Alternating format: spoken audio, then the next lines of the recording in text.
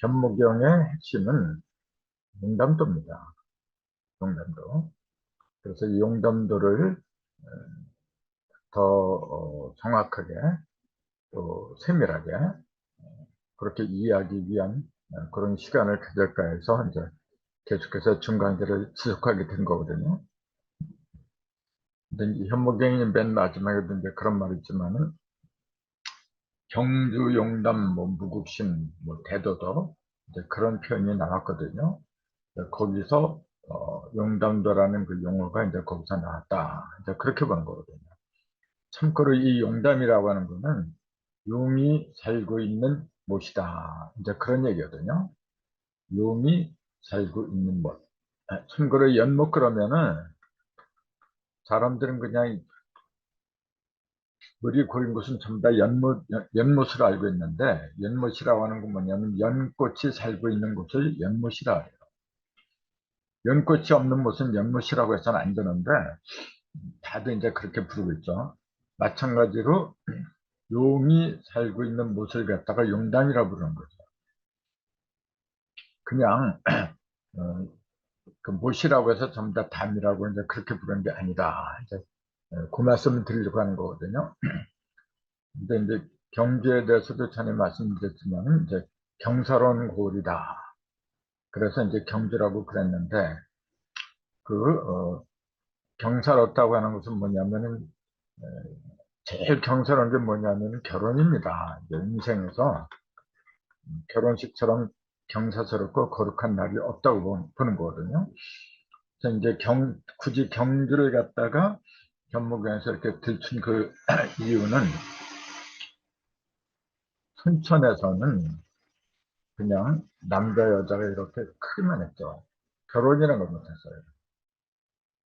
그래서 음은 음대로, 양은 양대로 그렇게 따로따로 생장을 거듭한 거죠. 커오기를 이제 반복한 것이 순천이었죠. 부처는 뭐냐면은 음과 양이 합독하는 거죠. 그걸 정음정량이라고 했거든요. 바른 정과 바른 양과 바른 그게 뭐냐면은 음과 양이 합독하는 거죠. 근데 이제 순천에서는 음과 양이 따로따로 놀았어요. 그 대표적인 게 뭐냐면은 낙서. 낙서는 이제 그 음하고 양하고 합한 것이 아니고 음은 1, 3, 5, 7, 9 이렇게 정북부, 정남, 정동, 정서 이 4정방을 갖다가 양이 차지하고 음은 이제 유의, 찌그러진 곳, 구석진 곳으로 이제 밀려났거든요. 이게. 그것이 이제 용담대에 들어오면은 반대로 음이 이제 이 자리에 들어가서 동서남북 4정방으로 음이 들어가야 돼요. 대신에 이제 양이 그 구석진 곳으로 들어가는데 그렇게만 보면은 양하고 음하고 또 하나가 안 된 것처럼 보이죠. 근데 이 구석으로 2가 들어가고 밭속으로 7이 들어가고 이렇게 하면 11기체를 이룬다. 이렇게 얘기했잖아요. 11기체라고 하는 것이 뭐냐면 10하고 2라고 합한 상태. 이게 이제 정음정량이죠. 그래서 남자하고 여자, 또 음과 양이 합하는 그런 상징적인 그 상서가 용담이죠. 그래서 이제 그 음과 양이 결혼하는 거, 그러니까 경사스러운 고를 이룬다. 부처는 경주죠, 그러니까 이렇게. 그래서 경주 용담이라는 용어가 그래서 나온 게 아닌가, 이제 그렇게 보는 거죠. 물론 우리나라 이제 경주에 가면 용담정이 있죠, 있기는. 근데 그거 이제 있기 때문에 거기서 이제 그 수훈 선생도 거기서 그 용담정에서 돌을 닦았던 거고, 그게 이제 경주에 있었던 거고, 그러한 지명하고 뭐 다른 게 이제 부합한 그런 것을 택해서 이제 한다는 역사를 해왔다. 이제 그렇게 볼 수가 있는 거죠. 그래서 이제 본격적으로 용담들은 이제 들어가는데 그거는 뭐 여러분 다 아시다시피 이렇게 돼 있잖아요. 이렇게 맨 꼭대기에는 이건지, 이 자리에는 구리아가 있었죠. 이렇게. 그 다음에 칠성통 이렇게 하니까 2, 8, 14 전부 다 짝수가 동서남북의 정방으로 이제 들어갔죠. 이렇게 짝수가 이렇게. 그리고 홀수는 구석진 곳으로 이렇게 밀려놨다. 이제 그렇게 그런 거거든요. 그리고 중앙에도 5가 있었는데 홀수 5가 있었는데 홀수의 중심 5가 있었는데 짝수의 중심 6이 이제 그 자리로 들어가서 역시 또 11비처를 이룬다. 뭐야 이게? 이제 그렇게 보는 거거든요. 그래서 아까도 말씀드렸지만 전부 다 이게 11비처를 이렇게 이뤘어요. 전부 다. 이렇게. 그래서 영담대 특징은 뭐냐면은 11기체다. 기체라고 하는 것은 이렇게 쓰죠. 몸체자에다가 이렇게 돌아갈 기자. 몸이 하나로 돌아간다. 근본 자리로 돌아간다. 요걸 다른 말로 이제 원시 단번이다. 그렇게도 얘기하고 또 독번이다. 또 그렇게도 얘기하죠. 다 같은 용어입니다. 그걸 이루성자 길덕자 성도의 상징이다. 이제 그렇게도 보는 거죠. 그래서 요거는 지금 모르시는 분들을 위해서 이렇게 자세하게 이렇게 쓴 건데, 전부 다 이제 11비처를 이룬다는 건데, 이렇게 써놓은 거죠. 근데 용담도를 이제 공부하는데, 용담도를 이해하기 위해서는, 아까도 말씀드렸듯이 용담도라고 하는 거는, 그 순천에 있던 것들이 음가양이 떨어져 있던 것들이 한데 합한 거거든요. 그렇기 때문에 그 과정을 밟아야 돼요. 순천에 있던 음과 양이 어떻게 해서 하나로 이렇게 뭉치게 됐던가. 그러려면 그 근본부터 살피지 않으면 안 되는 법이거든요. 그 근본이 뭐냐면은, 어, 복희도, 또, 문항도, 그 다음에 용담도, 뭐, 3대 성서라고 이렇게 얘기를 하는데, 그 근본이 복희도에서 나왔다. 그런데 그 복희도라고 하는 것은, 뭐, 다 아시겠지만, 사도에서 나왔다. 또 이제 그렇게 보는 거거든요. 그래서 먼저는 북기도가 아니라 파도가 나왔었죠. 파도. 그걸 하도라고 그랬는데, 이제 파도를 이야기하기 전에 북기도를 설명하다 보면 그 하도 얘기가 다 나오거든요. 그래서 지금은 이제 북기도, 가장 기초적인 북기도를 기준으로 이제 공부를 좀 해볼까 합니다. 그래서 아시는 대부분이 이제 여러분 몇 번씩 들었기 때문에 다들 알고 계실 겁니다. 근데 정리를 해본다는 의미에서 정리를 하다 보면 또 새로운 게 또 드러나요. 나도 이걸 정리를 하면서 아, 내가 이걸 몰랐었구나. 몰랐던 게 아니라 이렇게 정리가 안 됐더라고요. 그래서 이걸 펼치면서 정리가 많이 되는 걸 느껴요. 네. 그래서 이제 기도는 뭐 다 아시겠지만 첫 번째가 이제 국회대 중심이 평균가다. 이것도 뭐 설명을 안 들어도 다 아시겠죠. 근데 일권천에 복희도는 뭐 다 아시다시피 일권천에서 8군지까지 8개 괴상만 나와 있잖아요. 일권천 밑에 때 해가지고 8개 8개만 나와 있어요. 8개. 근데 우리가 알기로는 기도는 하도를 갖다가 보고서 그걸 설명하기 위해서 나왔다. 그렇게 알고 있잖아요. 그렇다면 하도해 보니까 또는 1육수 2철 해가지고 중앙에 50도까지 1에서 10까지 10개의 숫자가 나와 있어.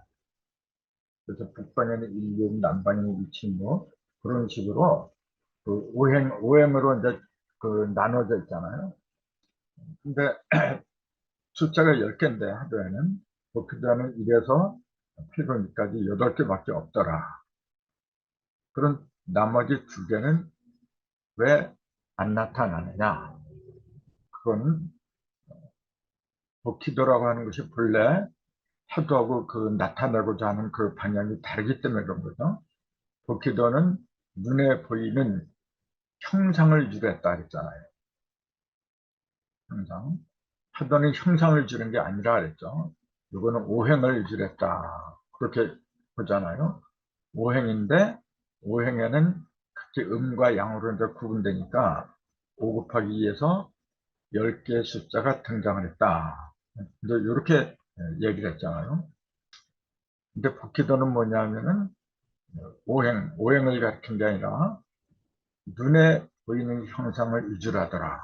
왜냐하면은 눈에 보이는 걸 먼저 알아야만이 보이지 않는 세계도 들어갈 수가 있는 법이죠. 파도는 눈에 안 보이는 걸 얘기한 거거든요. 그러다 보니까 이해하기 힘들었어요.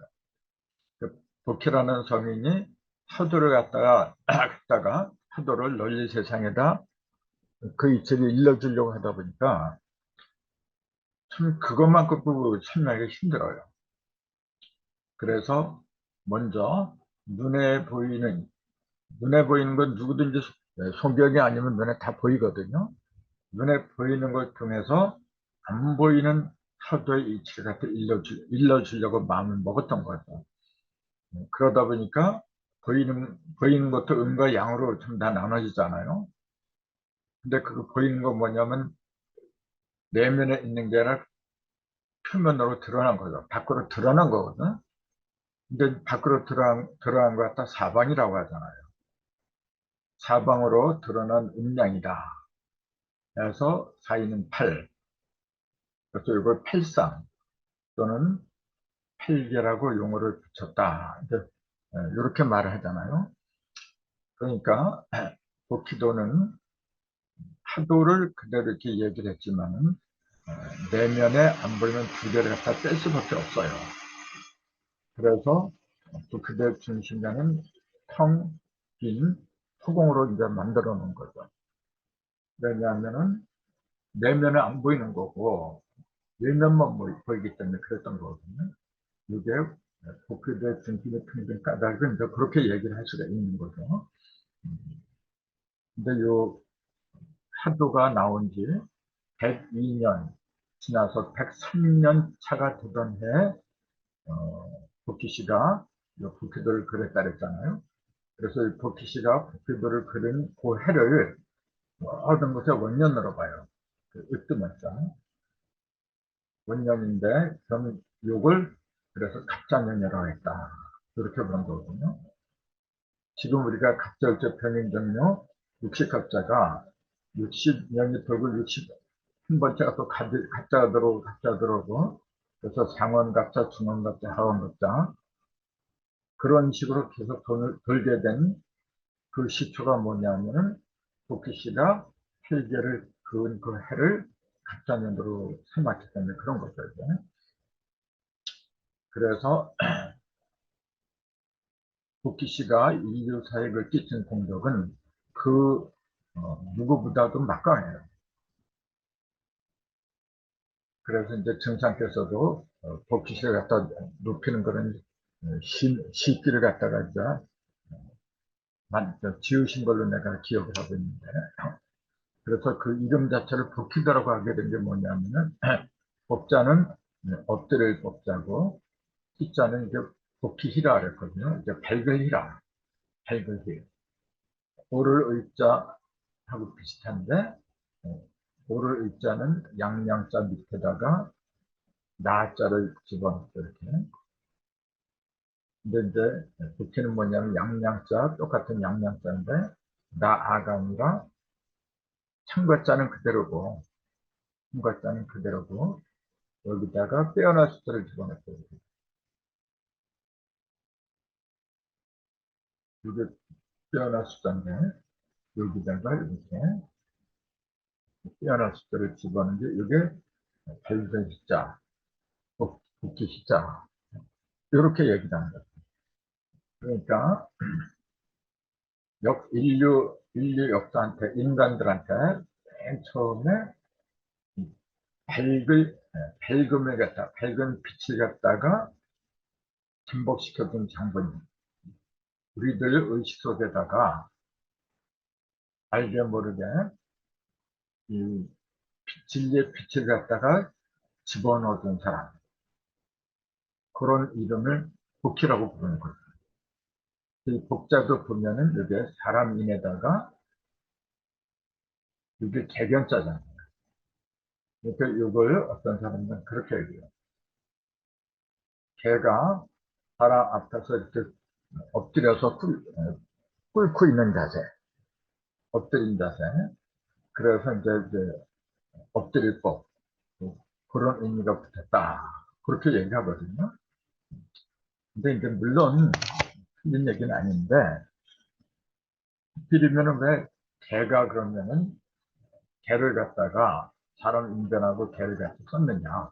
이게 엎드릴 법이라고 했는데, 엎드리는 게 개만 엎드리나요? 다른 것도 다 엎드리잖아요. 그런데 왜 개 견자가 사람 인자고 합쳐서 그렇게 밝음을 엎드리게 했는 그 상징으로 드러나게 했느냐. 그럼 이 개견자를 봐야죠. 개견자는 여기에 큰 대자죠, 이게. 큰 대자도 점을 이렇게 하나 찍었어요. 그 양과 음을 한도로 묶은 게 이제 크다. 이제 그런 의미가 들어있는 거거든요. 그럼 요거는 뭐냐면, 우리가 그 동서남북 이렇게 북쪽에 동서남북인데, 양하고 음이 하나 되는 곳이, 이게 결국 뭐냐면, 음과 양이 하나 된다는 게 뭐냐면, 정음정량을 가리키는 거거든요. 그런 정음정량이 이루어지는 것이, 용담소를 보면은 전부 다 11기체예요.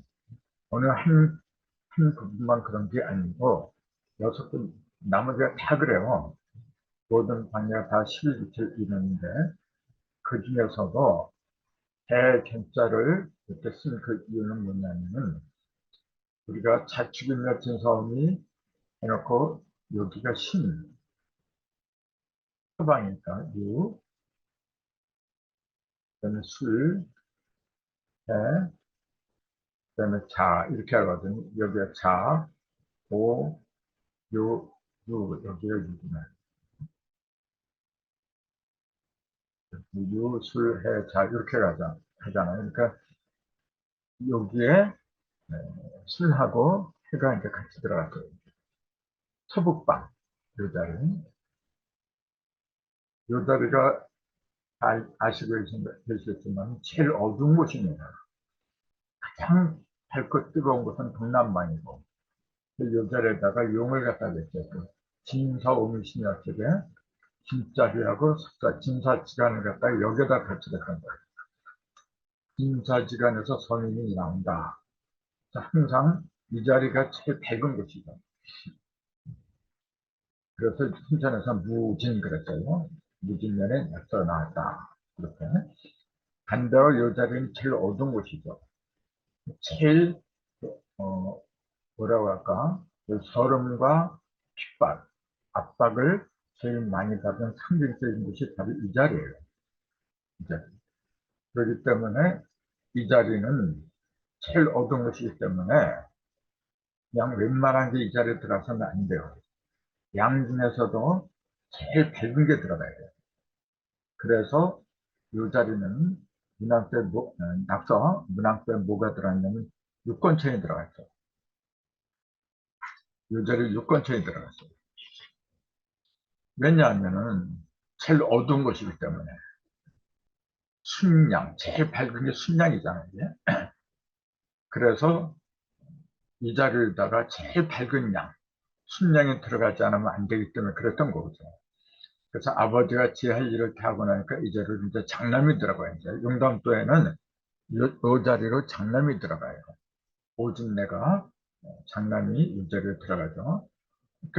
그 장남이 들어간다는 것은 뭐냐면 가장 힘이 센, 양 중에서도 가장 그 힘이 센, 일찍 태어난 그 형이 들어간 거죠. 그만큼 이 자리는 진짜 어려운 것이죠. 힘든 것이고. 그렇기 때문에 이 자리가 개가 있었잖아요. 개하고 돼지. 그래서 지금도 개, 돼지만도 못하는데, 이제 그런 욕을 바로 이것 때문에 그래 나왔던 거예요. 개, 돼지잖아요. 개하고 돼지가 제일 선천에서는 그 억울했던 것이죠. 그리고 손가락질 많이 받고.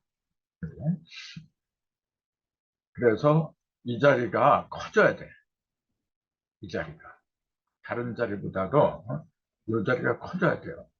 그래서 큰 대자를 집어넣고 점까지 찍어놓은 거죠. 그리고 실제로 이 자리가 개가 있던 곳이니까. 그래서 그 개가 선천에서는 개돼지라는 그런 소리를 들을 정도로 핍박을 많이 받았지만은 부천에서는 제일 큰 역할을 하는 곳으로 변한다. 해서 그런 그 큰 대자가 잠복해 있는 곳이다. 그런 의미로다가 여기다 이제 엎드릴 법자 그걸 쓴 게 아닌가. 그걸 대자리에다가 집어넣은 게 아닌가. 그렇게 보는 거거든요. 어쨌건 가장 어두운 곳으로는 가장 밝은 양이 들어가야 된다. 북기대 중심 청백화가 이제 아까 말씀드렸고, 그걸 이렇게 제가 글로다 설명한 거예요. 북기대 중심의 평균 형태는 중심에 자리 잡은 건 눈에 안 보이기 때문이다.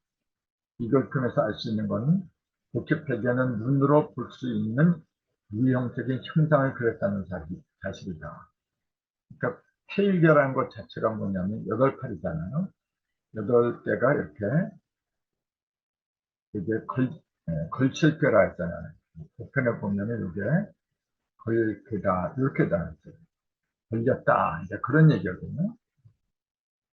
10일이 하늘에도 10일이 걸치고 땅에도 10일이 걸쳤는데 요것만 따로 떼내면은 이게 귀잖아요. 표가 2개 있기 때문에 흔히 쌍토교 이제 그렇게 이야기를 하는데 이게 본래는 홀글자죠. 홀을 그린 겁니다. 홀. 그럼 홀이 어떤 거냐면은 임금 앞에 나갈 적에는 자기 이름 같은 거, 자기 직책 같은 거 그런 걸 예를 들어서 병적한서 아무개 그런 식으로 다 자기 신분을 자기가 누구라는 걸 보여줄 수 있는 그 신분 있잖아요. 신분증이란 말하잖아요. 홀이. 그걸 들고서 들어가지 않으면 임금을 만날 수가 없는 거죠. 근데 그걸 왜 쌍토교 2개를 이렇게 얘기를 했냐면은 11성도니까 이게 지금 11, 11 양두, 음두 하늘과 땅에서 다 11을 이루었다. 그걸 얘기한 거예요. 그러니까 그게 뭐냐면 용담부터 11기차다. 그렇게 볼 수가 있는 거죠. 이미 이때 이 괴가 나오는 이때부터 뭐냐면은 11귀체가 맨 마지막 그 상서로 등장할 것 같다가 알려준 게 아닌가 그렇게 볼 수가 있는 거죠. 그래서 이 홀이라고 하는 거는 그러니까 지체가 높은 사람만이 가질 수 있는 영광이죠. 말하자면. 그러면은 이 쌍투교자를 가진 사람만이 뭐냐면 점을 칠 수가 있다는 거예요. 이게 전복자잖아요. 즉 11귀체를 이룬 사람만이